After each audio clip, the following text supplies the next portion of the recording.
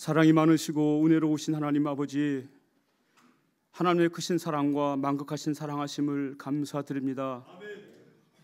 허물과 죄악으로 죽어서 지옥 갈 수밖에 없는 저희들을 하나님이 사랑하여 주셔서 하나님의 자녀 삼아주시고 이렇게 하나님 앞에 나와서 예배드릴 수 있도록 생명 주시고 은혜 주신 하나님 아버지 고맙고 감사합니다. 하나님 아버지, 지난 날을 돌아볼 때 나의 허물과 죄악 때문에 우리 가정의 천국이 이루지 못하고 내가 살고 있는 아버지 내 직장에서 천국의 삶을 살아들이지 못한 많은 허물과 죄악들을 고백하오니 용서하여 주시옵소서. 하나님 아버지, 지식적으로 주님을 만나기 원하지 않습니다. 하나님 아버지, 생각으로 주님 만나기 원하지 않습니다. 하나님 아버지, 내 온 마음과 온 뜻을 다하여 하나님을 사랑하며 하나님의 사랑을 깨달아 알아서 하나님 가정에서나 내 삶의 현장에서 작은 주님의 모습으로 살 수 있도록 주님 도와주시옵소서. 내 자녀를 구원하여 주시고 아버지, 나를 알고 있는 많은 영혼들을 구원하여 주시는 것이 하나님 뜻일진데 하나님 아버지, 어느새인가 내가 습관적으로 하나님 내 생각으로 내 판단으로 살았던 많은 허물과 죄악들을 용서하여 주시옵소서. 내 잘못 때문에 하나님 아버지 이름이 망령되이 아버지 일컫는 자들이 많은 것을 고백합니다. 하나님 아버지, 내가 신실한 자가 되게 하시고 믿음으로 사는 자가 되게 하시고 하나님께 열어놓으신 천상의 삶을 살아드릴 수 있도록 주님 도와주시고 함께 하옵소서. 하나님 아버지, 시간도 사랑하신 목사님 하나님의 뜻과 섭리 가운데 이곳에 보내주시고 저희들의 심령 가운데 말씀해 주시니 감사합니다. 말씀 들어 우리가 아버지 순종할 수 있는 인격이 되게 하시고 나의 생각과 나의 모든 것들을 다시 한번 십자가에 아버지 다 내려놓고 주님 만나는 예배, 하나님을 사랑하는 자 되게 도와주시옵소서. 하나님 아버지, 이 시간도 기도합니다. 주님의 사랑이, 주님의 사랑하심이 정말 믿어지게 하시고 다시 아버지 그 마음 때문에 감사하며 사랑하며 찬양하며 살 수 있는 우리 모두가 되어지길 아버지 원하며 기도합니다. 이 시간 사모하지만 여러 가지 환경 때문에, 아픔 때문에 나오지 못한 심령들 어느 곳에 있든지 하나님 만나주시고 하나님 임재해 주셔서 동일한 은혜, 동일한 사랑을 깨달아 할 수 있는 귀한 복된 시간 되게 도와주시옵소서. 하나님 아버지, 믿음이 없다고 하는 시대 가운데 우리 교회가 믿음을 가지고 하나님 앞에 정말 시위하며 많은 영혼을 살릴 수 있는 교회, 아름다운 교회로 성장시켜 주시기를 아버지 원하며 기도합니다. 연약한 모든 우리 심령들 다시 한번 주님께서 세워주시고 말씀하여 주시고 깨닫게 도와주시옵소서. 감사드리며 예수님의 이름으로 기도하여 싸움나이다. 아멘. 오늘 하나님의 말씀은 창세기 14장 17절부터 24절의 말씀이 되겠습니다. 자, 창세기 14장 17절부터 24절 말씀이 되겠습니다. 아브라함이 그돌라오멜과 그와 함께한 왕들을 쳐부수고 돌아올 때에 소돔 왕이 샤웨의 골짜기 곧 왕의 골짜기로 나와 그를 영접하였고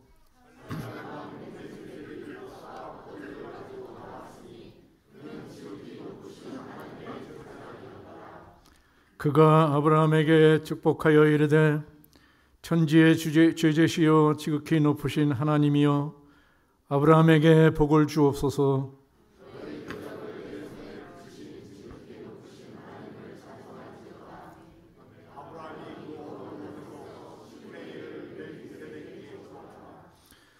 소돔 왕이 아브라함에게 이르되 사람은 내게 보내고 물품은 내가 가지라.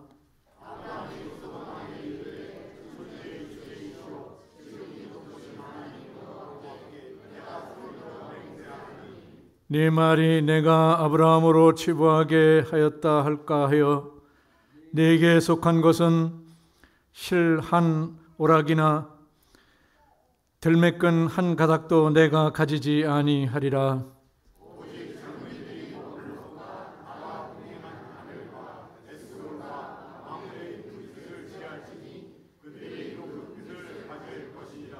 아멘.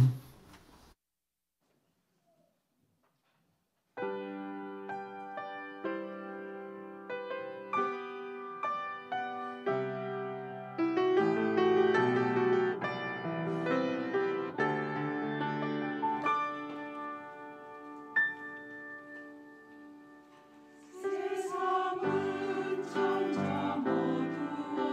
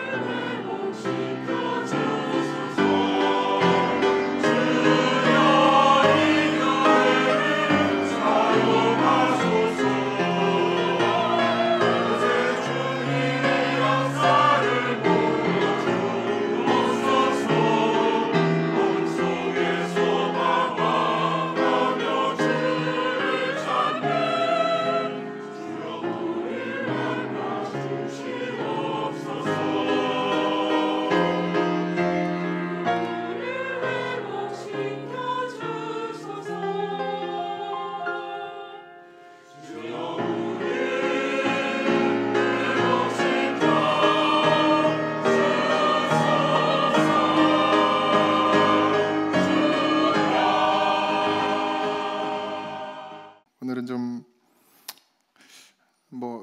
저는 어려운 얘기 아닌데 듣는 사람이 어려울 수 있는 이야기를 좀 같이 나누고자 합니다. 11조에 대한 이야기인데 목사님들이 이걸 설교하기가 되게 어려워하는 이유는 하지 마세요 그러면 무시했다고 시험 들고, 하라 그러면 목사가 돈만 밝힌다고 시험 들고 뭐 이래도 시험 들고 저래도 시험 들어서 안 하는데, 저는 잘 들어보시고 시험에 드시더라도 잘 듣고 시험 드시기 바랍니다. 대답을 하네. 어쨌든 11조에 대한 논쟁은 지금도 계속되고 있어요. 해야 되냐 말아야 되냐, 뭐가 옳은 거냐. 지금 구약도 아니고 율법도 폐해진 시대에 무슨 11조냐 이러신 분도 있고, 또 하나님, 이게 모든 것이 하나님 것이니까 하나님께 돌리는 게 맞다, 그래서 해야 된다라고 계속해서 논쟁이 일어나고 있습니다. 그럼 진짜 11조 뭐고 우리가 하나님께 어떻게 예물을 드려야 되는지에 대해서 저는 분명히 바르게 세워놓고 교회가 가야 된다고 생각을 합니다. 그래서 여러분께서도 11조를 하든 헌금을 하든 어떻게 드려야 바르게 드려지는 것이고, 하나님은 정말 어떤 걸 원하시는지 분명히 기준을 세워놓고 가기를 원합니다. 이것이 이 교회의 기준이 될 것이고, 앞으로 여러분들은 이 기준 안에서 하나님께 예물을 드려야 될 줄 믿습니다. 옷값을 깨트린 여인에 대한 이야기를 여러분들은 잘 아실 건데, 그 여인은 자기가 가진 모든 것을 그 옷값에 담았죠. 그걸 모은 것을 예수님의 발 앞에 깨트립니다. 그것은 단순히 하나님께 드린다는 의미보다는 예수님의 죽으심과 다시 부활하심에 대한 그 믿음의 증거를 보이는 그런 예물이었습니다. 반면 가룟 유다는 예수님과 늘 동행하는 제자였지만 결국 예수님을 팔아 넘기는, 배반하는 그런 사람이었죠. 이 차이가 뭐냐면, 가룟 유다는 예수님과 거래를 하는 관계였습니다. 내가 예수님께 이렇게 3년 동안 따라다녔으니까 내가 예수님께서 얻어낼 것이 있을 거라고 생각했던 것이죠. 그런 거래의 관계가 되다 보니까 예수님이 이제 다 버리고 십자가 달려 죽으시겠다고 하니까 그 거래의 관계는 어떻게 돼요? 깨어져 버리는 거예요. 그러니까 가룟 유다는 예수님을 배신합니다. 얻어내야 될 것이 있으니까요. 그렇지만 이 옥합을 깨트린 여인은 예수님과 거래의 관계가 아니라 그냥 관계였어요. 어떤 생명을 주고받는 관계였단 말입니다. 그러니까 예수님이 십자가에 달려 죽으실 때 더 받을 게 있어요, 없어요? 이미 다 받았기 때문에 그 예수님이 십자가에 달려 죽으시고 부활하심에 대해서 그것을 기념하는, 그것을 감사하는 마음으로 옥합을 깨트렸어요. 예수님이 요구하지 않았습니다. 예수님은 원하지도 바라지도 않았어요. 여기서 전제는 하나님은 돈을 원하시는 분이 아닙니다. 하나님은 돈이 필요하신 분이 아니에요. 돈은 누가 필요해요? 교회가 필요하죠. 목사가 돈이 필요하죠. 성경 전체의 11조라는 이야기는 그리 많이 나오진 않지만 아주 많은 중요한 부분을 차지하고 있죠. 그 근원이 여러 군데 나오는데 이 시작이 바로 오늘 우리가 읽은 이 본문에서 나타납니다. 11조 처음 10의 2를 드리는 것이 여기서 나타나는데, 제가 이 이야기를 잘 드릴 테니까 한번 그림을 그려보세요. 롯은 아브라함과 같이 이야기를 나누어서 자기가 원하는 땅 소돔 땅으로 가게 되고, 그 소돔 땅에 있던 롯이 그 소돔 땅이 전쟁이 일어나게 되고, 전쟁으로 인해서 소돔이 많은 침략을 당하고 빼앗기게 되고 사람들도 많이 끌려가게 됩니다.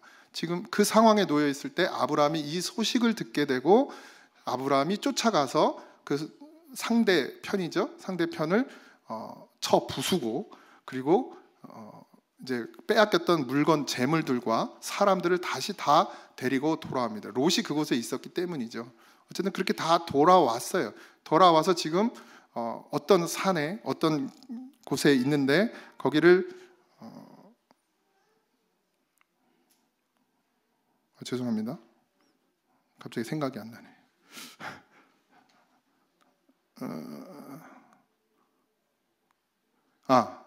제 왕의 골짜기. 왜 이 말이 생각나요? 왕의 골짜기라는 곳에서 이제 소돔 왕을 만나게 되는 장면인데, 갑자기 그 사이에 누가 나타나냐면 살렘 왕 멜기세덱이라는 사람이 나타나게 됩니다. 여기 어떻게 표현되었냐면 지극히 높으신 하나님의 제사장이라고 표현되어 있어요. 근데 이 살렘 왕 멜기세덱은 앞에 창세기 앞부분, 지금 우리가 읽은 그 앞부분에도 전혀 나오지가 않아요. 이 전쟁에 관여된 왕이 아니었어요. 그 전쟁을 일으켰던 이 두 무리들 중에 여러 왕들이 있는데 그 왕에도 살렘 왕 멜기세덱이라는 이름은 나오지 않습니다. 그 후에도 나오지 않아요. 갑자기 나타났어요. 갑자기 나타나서 소돔 왕을 만나기 전에 아브라함을 만나게 되고, 그 아브라함을 만나서 뭐라고 그러냐면 떡과 포도주를 가지고 나왔으니 그는 지극히 높으신 하나님의 제사장이었다. 그가 아브라함에게 축복하여 이르되 천지의 주세시오 지극히 높으신 하나님이여 아브라함에게 복을 주시옵소서. 이렇게 복을 빌어요. 갑자기 나타나서, 이름도 없던 사람이 나타나서, 그리고 너희 대적의 손에서 붙이신 지극히 높으신 하나님을 찬송하리로다 하매, 그러니까 하나님을 찬송하라 이렇게 말하는 거예요. 그러니까 아브라함이 그 얻은 것의 10분의 1을 멜기세덱에게 주었더라 이렇게 표현되어 있습니다. 그러고 나서 이제 소돔 왕을 아브라함이 만나고 소돔 왕에게 나머지 가지고 있던 모든 것을 다 돌려줘요. 그리고 얻은 것, 그 같이 가서 싸웠던 젊은 사람들과 다른 사람들에게 나누어 줄 것들을 나누어 주라고 요청을 하게 됩니다. 이게 오늘 우리가 읽은 본문의 장면인데 여기에 10의 1이란 말이 처음 나오게 됩니다. 근데 이 멜기세덱이라는 사람, 제사장이 히브리서 7장에 보면 이 멜기세덱에 대한 이야기가 나오게 돼요. 근데 여기 등장할 때 보면 떡과 포도주를 가지고 나오거든요. 떡과 포도주 뭐죠? 예수님의 살과 피를 말합니다. 그리고 이 살렘 왕이라는 뜻은 평강의 왕이라는 뜻이에요. 그러니까 평강의 왕은 누구시죠? 예수님이죠. 그래서 히브리서를 잘 읽어보면, 7장을 잘 읽어보면 멜기세덱을 예수님으로 표현하고 있어요. 그러니까 결국 아브라함이 10의 1을 드리기 전에 무엇을 했어요? 예수님을 만나게 되고, 그 예수님을 만나고 그 주님께서 뭐라고 그래요? 높으신 하나님을 찬송할지어다. 하나님을 찬송하라, 그러니까 하나님을 경배하라고 하는 거예요. 그러니까 하나님을 경배하라고 했더니 아브라함이 뭐래요? 10의 1을 드리더라는 거예요. 자, 여기까지 설명을 드립니다. 오늘 우리가 읽은 내용이 이것입니다. 그리고 창세기 28장에 야곱은 베델에서 하나님을 경험하고 거기에서 하나님께 서언을 하게 되는데 앞으로 내 소득의 10의 1을 하나님께 드리겠습니다라고 서언을 해요. 하나님이 하라고 한 게 아니라 자기가 하나님을 만났어요. 하나님을 만났더니 그 감동이 뭐였어요? 10의 1이었어요. 하나님이 명령한 것이 아니었습니다. 그 사이에 아브라함과 야곱 사이에 10의 1에 대한 얘기는 없습니다. 11조를 법으로 정해지도 않았어요. 그러고 후에 레위기 민수기에 넘어와서 11조는 하나님의 나라를 구현하기 위한 의미로 하나님께서 이스라엘 백성에게 명령하게 됩니다. 하나님 나라를 위한 성막을 세우고 유지하고 그 속에서 일하는 사람들, 그러니까 레위인들이겠죠. 그리고 제사장과 레위인들에게 생계를 보장하기 위해서, 먹고 살기에 부족함이 없게 하기 위해서 제사장에게는 선물로 주고 레위인들에게는 보수로 줬습니다. 월급으로 줬다는 얘기예요. 그리고 그것을 레위인들은 받아서 다시 거기에서 10의 1을 제사장에게 돌렸습니다. 이것이 민수기 신명기에 나와 있는 10의 1입니다. 제가 읽어드릴게요. 너는 마땅히 매년 토지 소산의 11조를 드릴 것이며 내 하나님 여호와 앞에 곧 여호와께서 그의 이름을 두시려고 택하신 곳에서 내 곡식과 포도주와 기름의 11조를 먹으며, 11조를 드리며가 아니고 먹으며요. 또 내 소와 양의 처음 난 것을 먹고 내 하나님 여호와 경외하기를 항상 배울 것이니라. 11조를 통해서 뭘 배우라는 거예요? 하나님을 경외하는 것을 배우라는 거예요. 하나님이 여러분들의 물질을 원해서 11조를 내놔라가 아니라 그 11조를 통해서 뭘 배우라고요? 하나님을 경외하는 마음을 배우라는 거예요. 11조는 그런 의미를 담고 있습니다. 제가 지금 구약을 설명하는 거예요. 그러나 내 하나님 여호와께서 자기의 이름을 두시려고 택하신 곳에 내게서 너무 멀고 행로가 어려워서 내 하나님 여호와께서 그 풍부히 주신 것을 가지고 갈 수 없거든.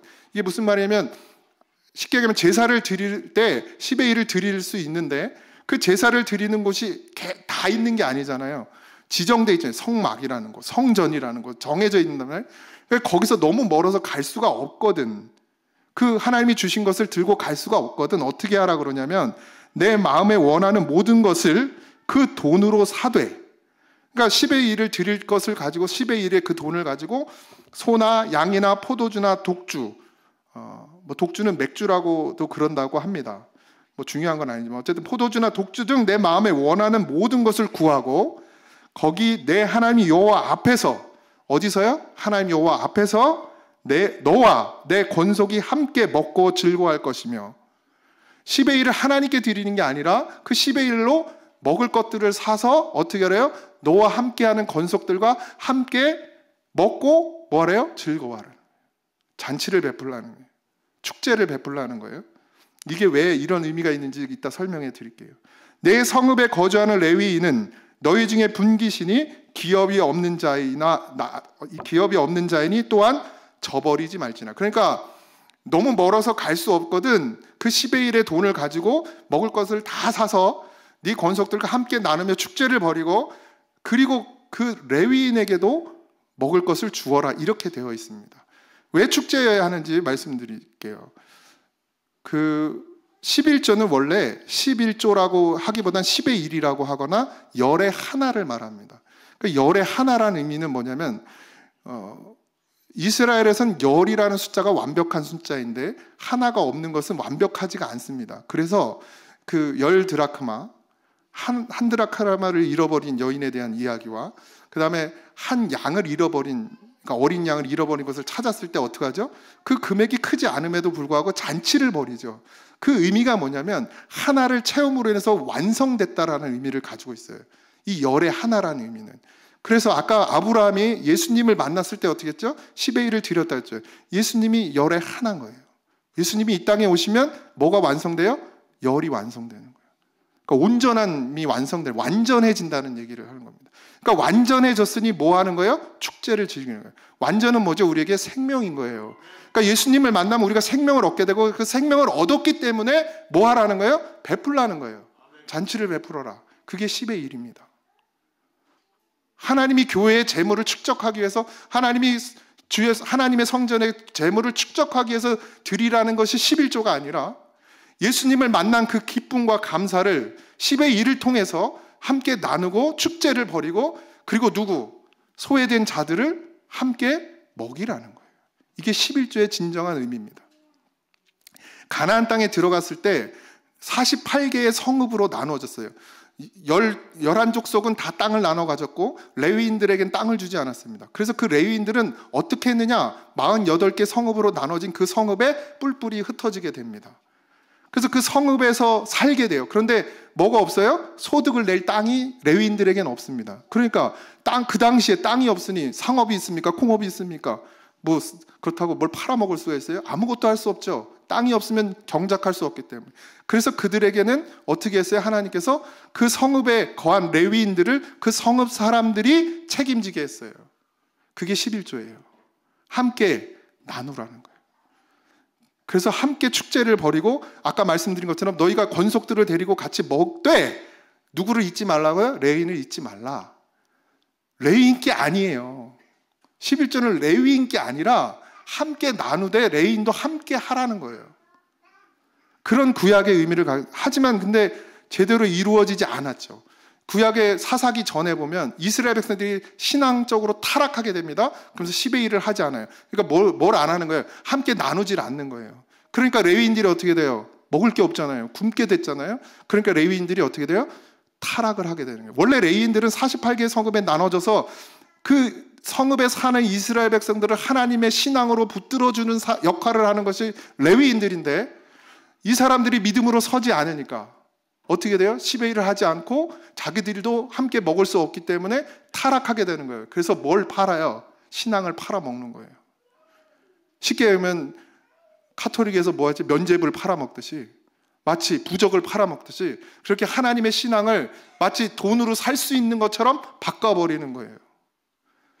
어디부터 시작된 거예요? 잘못된 신앙이, 하나님께 드리지 않고 나누지 않는 그 신앙이 누구를 망가뜨렸어요? 레위인들을 망가뜨렸어요. 그래서 사사기의 마지막에 뭐라고 그러냐면, 사람들이 다 어떻게 됐냐면 레위인들까지 자기 생각을 기준으로 자기의 생각이 옳은 대로, 자기의 소견이 옳은 대로 내가 기준이 되는 세상을 만들어 버렸어요. 그게 사사기입니다.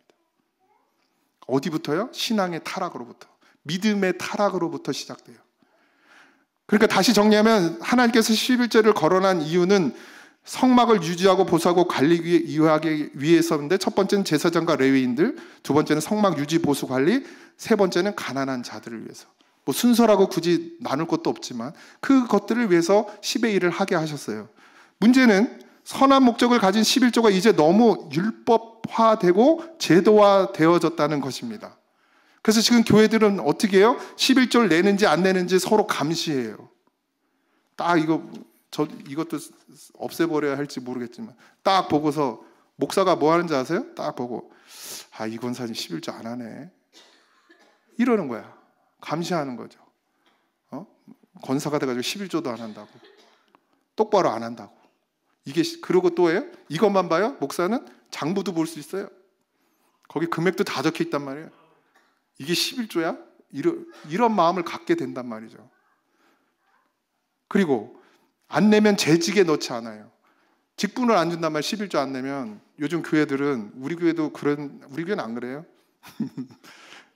정말 직분은 무엇으로 받아야 돼요?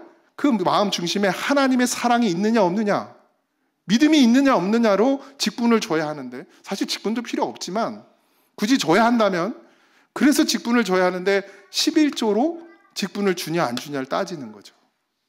심지어는 11조가 신앙의 가장 중요한 기준이 되어버려요. 11조 안 하면 믿음이 없는 것처럼 말하죠.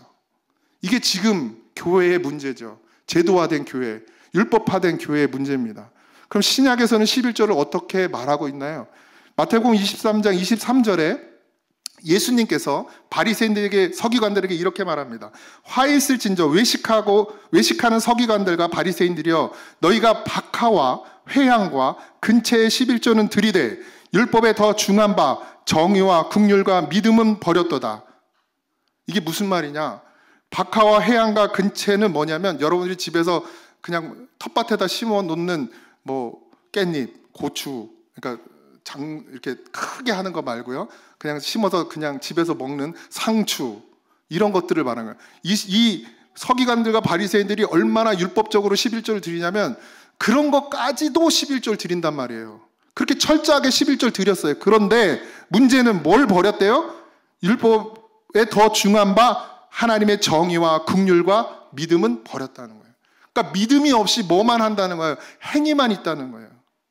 물질을 드리면 되는 줄 아는 거예요. 아니죠. 하나님이 원하시는 건 뭐예요? 하나님을 경외하는 마음, 그 마음을 담아서 드리라는 것인데, 사람들은 마음은 생각지 않고 그것, 물질만 드리면 다 된다라고 생각하게 되어버렸다는 거예요. 그렇게 타락했다는 거예요. 그래서 예수님이 그것을 지적하면서 뭐라고 그러냐면, 이것도 행하고 저것도 버리지 말아라.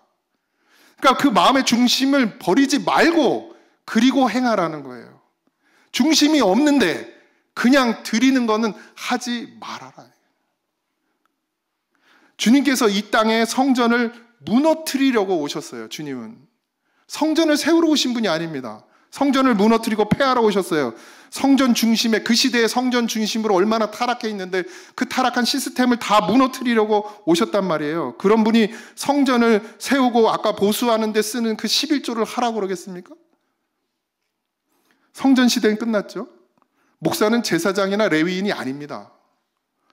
목사가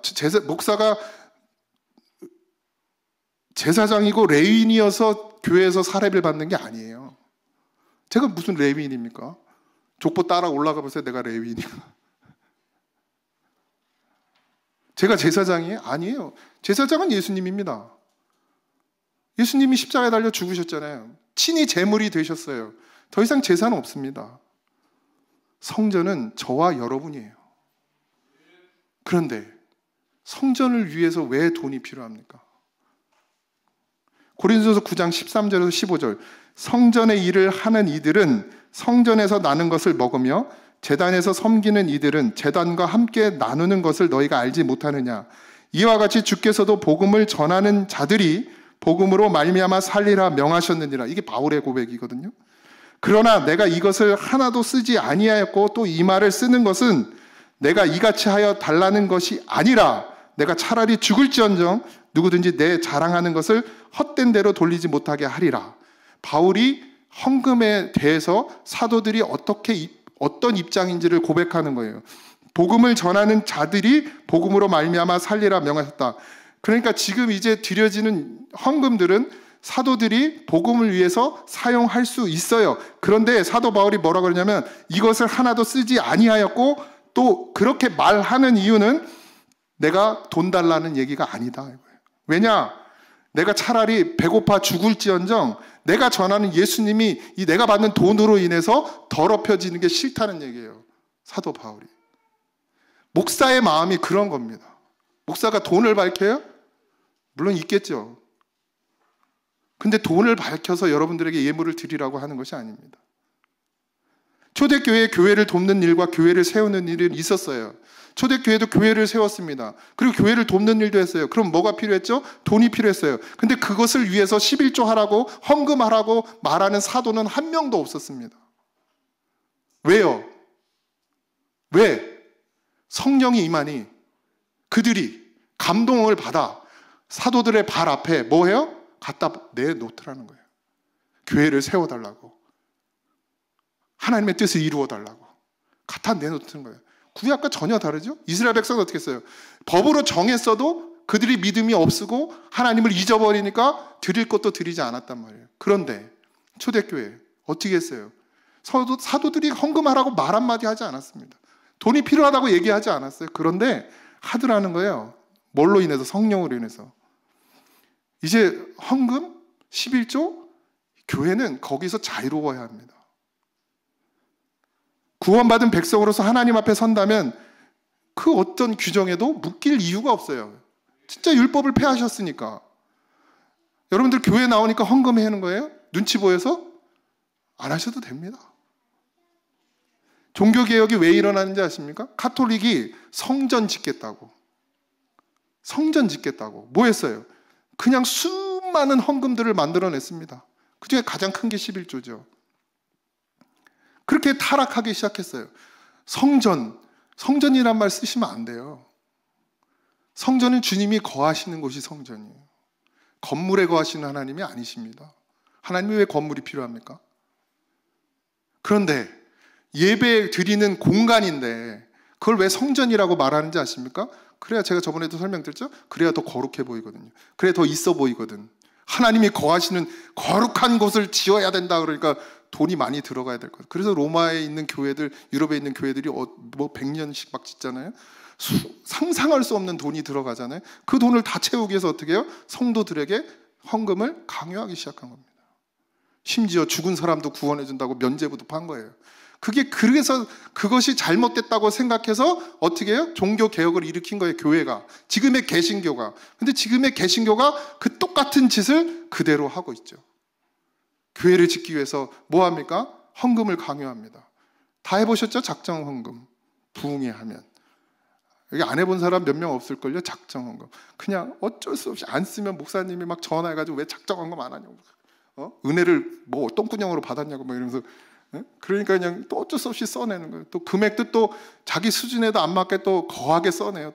아, 그래도 내가 장로인데. 써내놓고 이제 근심, 염려, 걱정하면서. 물론 작정해서 드린 성도는, 그래서 그걸 다 낸 성도는 뭐 하나님이 그 은혜를 갚으시는 거죠. 그러나 근본적인 시작은 잘못되었다는 겁니다. 하나님이 언제 그걸 원하셨어요? 하나님이 멋진 이 교회 건물을 원하셨나요? 누가 그걸 원하셨네? 하나님이 원하신 건 우리가 성전되길 원하셨습니다. 우리가 성전되는데 무슨 돈이 들어갑니까? 왜 돈이 필요합니까? 우리가 성전되는데 필요한 건 믿음뿐이에요.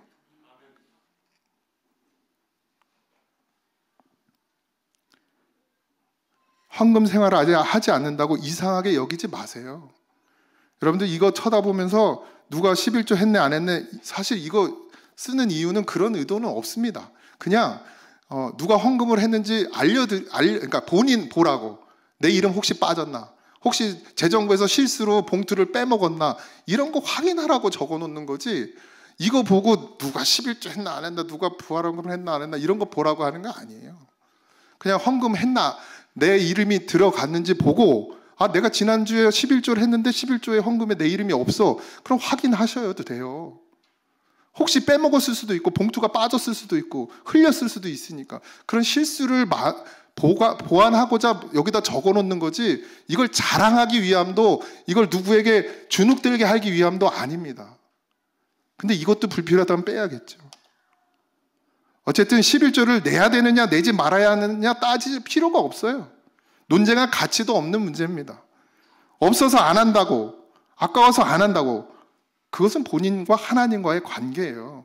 그걸 목사도 관여할 필요도 없어요. 누구도 간섭할 문제가 아닙니다. 그 문제는 하나님께 드리는 건 그 믿음으로 드려지는 것이죠. 그렇다고 안 드린다고 그것도 믿음 없다고 말할 수도 없어요. 하나님이 내게 주신 감동으로 하는 거니까. 감동이 안 오는데 어떻게 헌금을 해요? 5,000원은 할 수 있지. 그러나 1,000원을 하더라도 하나님이 내게 주시는 그 은혜의 감동을 갖고 하나님께 예물을 드리라는 겁니다. 하나님이 참 구원의 은혜를 알게 되면 10의 1조가 문제가 아니라 10의 10도 해야 돼요. 제가 그러잖아요. 감당할 수 없다고. 갚을 길이 없어요. 이 하나님의 은혜는 내가 평생을 다 쏟아서 교회에서 평생 진짜 무보수로 일을 해도 다 못 갚는 게 하나님의 나를 구원하신 은혜잖아요. 근데 그걸 아는데 무슨 10에 10이 가까워요? 11조를 뭘 계산해서 드려요? 내가 이번 달에는 세후 해가지고 987 이렇게 받는 사람 없지 참. 한 256만 원 받았으니까 10분의 1로 나누면 뭐 25만 6천 원. 무슨 11조를 또 그렇게 내요? 그렇게 정확하게 내면 복을 주시나요? 예? 그렇게 1원도 안 틀리고 내야 정확하게 해야 복 주시나요? 그런 구조가 아닙니다. 11조. 때도 드리고 안 드리고 본인의 문제예요. 아깝고 아깝지 않고로 드리고 안 드리는 것, 그런 거 아니죠. 주님의 마음이어야 합니다. 마음 없는 것을, 중심 없는 것을 하나님 앞에 드리는 그런 외식하는 자는 제발 되지 마십시오. 차라리 안 하셔도 돼요. 중심이 없는데, 마음이 없는데 그것이 어떻게 11조가 되고 헌금이 되겠습니까? 아무리 계산 잘해서 10분의 1을 냈다 한들 그게 11조가 되겠습니까? 아무리 많은 돈을 냈다 한들 그것이 감사가 되겠습니까? 그것이 복이, 여러분들에게 복이 되겠습니까? 이미 11조를 따지는 것부터가 이미 11조가 될 수 없습니다. 배운 것으로 하지 마세요. 믿음으로 하십시오. 머리로 하지 말고 중심으로 하세요. 하나님께서 예수 그리스도를 통하여 나를 살리신 은혜가 내 안에 있다면 그 중심에서, 그 마음에서 시키는 대로 하시면 됩니다. 그게 아까워요? 그럼 하지 마세요. 하나님이 내게 감동을 주시는데 내 머리가 그게 아까워하면 하지 마세요. 하나님 돈 필요 없습니다. 시스템으로 하는 게 아니에요. 사람 눈치 보면서 하는 거 아닙니다. 주보 이름 내려고 하는 거 아니에요. 모든 헌금으로부터 자유하시기 바랍니다. 그것이 부담이 된다면 안 하셔도 돼요. 하나님이 예물 봉투 가져오면 그 예배 받고, 하나님 예물 봉투 안 가져오면 그 예배 안 받는 게 아닙니다. 여러분들의 마음 안 가져오면 안 받아요. 하나님은. 여러분의 중심 없으면 그 예배 안 받으세요. 근데 여러분이 중심을 가지고 오면 단돈 1원도 필요 없고 안 내도 중심을 가지고 오면 하나님은 그 예배를 받으시는 거예요. 그러니 헌금에서 자유하십시오. 부담이 되면 하지 않으셔도 됩니다. 사랑이 아닌 건 하지 마세요. 꼭 사랑으로 하십시오. 아직 물질이 나를 위해 쓰는 것이 행복하다면, 내가 번 돈 날 위해 쓰는 게 행복하고 내 가정을 위해서 쓰는 게 행복하면 그냥 그렇게 자기를 위해서 쓰셔도 됩니다. 하나님이 그렇다고 욕할 것 같으세요? 저 나쁜 놈의 새끼 저거 내가 아주 천벌을 내려야지. 그런 하나님이 아닙니다. 그럴 것 같은 구원도 안 하셨어요. 예수님 생명 내줘서 여러분들 구원하겠습니까? 그런 하나님이시면? 그런 걸로 벌 받을 것 같고 그런 것 때문에 내 재산이 날아갈 것 같아서 그래서 드리는 11조면 그거 하나님 몰라요? 다 알지? 믿음으로 안 드리는데. 그러니까 번 돈이 나를 위해 쓰는 게 아직 행복하고 가족을 위해 쓰는 게 행복하면 그렇게 하세요. 물질이 나를 위해 쓸 때보다, 내가 번 돈이지만 내가 나를 위해 쓸 때보다 하나님의 사랑을 위해서 쓰고 이웃을 위해서 쓰는 것이 더 좋아지는 때가 오면, 그러면 그때 헌금도 하고 이웃을 위해서 사용하고 그렇게 하나님으로부터 오는 사랑을 나타내고 표현하시면 됩니다. 굳이 믿음 없는데, 굳이 마음 없는데 억지로 할 이유가 없어요. 물질을 가지고 막 1,000원도 깎고 2,000원도 깎고 콩나물 그냥 아줌마랑 막 봉지를 잡고 뜯으면서 싸우면서 그거 기껏 깎아가지고 그 마음 상하게 해놓고 와서 하나님 앞에 예물 드리면 하나님이 좋다고 받으시겠습니까? 그 돈을? 탈세하고 빼돌리고 부정하게 벌어서 남을 아프게 하고 남을 고통 주면서 번 돈 가지고 하나님 앞에서 1,000만 원 11조 하면 하나님 그 1,000만 원 좋다고 받으시겠어요? 목사만 좋다고 받지. 짐 질질 흘리면서. 안 받아요, 하나님 그런 돈. 사랑이 없는데 그렇게 남을 힘들게 하고 죽음에까지 몰아놓으면서 번 돈으로 그걸 하나님 앞에 드리면 하나님 받으시겠어요? 부정한 돈을? 뭐 부정한 돈 다 부정하지만 돈은. 그러니 그런 마음으로 이 세상을 살아가면서 하나님을 위해 예배드린다? 그런 거짓말 하지 마세요. 불쌍한 이웃을 옆에 두고 그것도 보지 못하면서 나만을 위해 살면서 교회 와가지고 의무적으로 11조 하면 그것이 무슨 의미가 있습니까? 그렇게 예물 드리면 하나님 그걸 무슨 의미로 받으시겠습니까? 여러분이 드리는 재물도 회심하는 은혜가 있길 바랍니다. 헌금 안에서 이 교회가 유지 안 되면 탁 많아요. 그냥 잘라서 팔고 그래도 안 되면 그냥 교회 문 닫으면 돼. 나도 딴 데 가서 하지 뭐. 월급 못 받으면, 사람이 못 받으면. 그렇게 해서 유지가 안 될 것 같으면 아예 그냥 문 닫으면 돼요.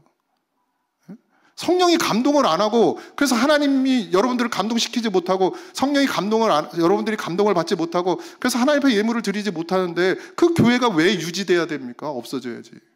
그런 거짓된 교회가 왜 있어야 돼요? 없어져야지. 성령이 감동이 있고 그 성령의 감동을 받는 성도가 있고 그 성도들이 하나님 앞에 헌신하는 것, 그게 교회인데 그거 하나라도 없으면 그냥 교회 아니잖아요. 그럼 없어져야죠. 문 닫아야죠. 하나님이 사랑이 흐르게 되길 바랍니다. 하나님이 나타나시는, 하나님이 나타나서 역사하시는 곳에 여러분들의 힘을 기울이시기 바랍니다. 진정한 10의 일은, 진정한 헌금은 우리의 마음, 하나님을 경외하는 마음을 갖다 내는 것이, 그것이 예물입니다. 그러니 앞으로 여러분의 머릿속에 있는 그 잘못된 썩어진 것들 다 쏟아내 버리시고 남을 정죄할 필요도 없고 헌금을 안 한다고 뭐라 할 필요도 없고 헌금을 안 하는 것 때문에 눈치 볼 필요도 없습니다. 밥값 내요? 뭐? 교회에서 밥 주니까 밥값이라도 내야지. 밥값 내는 거예요? 안 하셔도 됩니다. 굶어 죽지 뭐. 하나님이 다 먹이시고 입히십니다. 이 교회가 정말 하나님이 필요하시다면 그러지 않아도 하나님이 다 세워 가십니다. 전 믿어요. 분명히 그렇게 하실 줄 믿습니다. 여러분들도 정말 여러분의 중심에 성령이 임하셔서 하나님의 뜻이 이루어지는 그런 성도가 되어지시기를 주님의 이름으로 축원드립니다. 하나님, 누구를 바라볼 것도 없습니다. 오직 하나님 앞에 서야 될 존재는 나입니다. 내가 하나님 앞에 바로 서서 성령이 내게 하시는 말씀을 이루어가는 성도가 되게 하여 주옵소서. 아버지 하나님, 믿음으로 세워지는 교회, 하나님이 중심이 되어지는 교회, 주님이 머리 되시는 교회, 그렇게 바르게 세워가는 교회가 될 수 있도록 온 성도가 한 마음으로 한 몸을 이루어 기도하게 하여 주옵소서. 이제는 우리 주 예수 그리스도의 은혜와 하나님 아버지의 크신 사랑하심과 성령님의 감화 감동 역사하심이 이제 주님과 함께 죽고 살기를 원하는 성도들 위에 이제로부터 영원토록 함께 하시기를 간절히 축원하옵나이다. 아멘.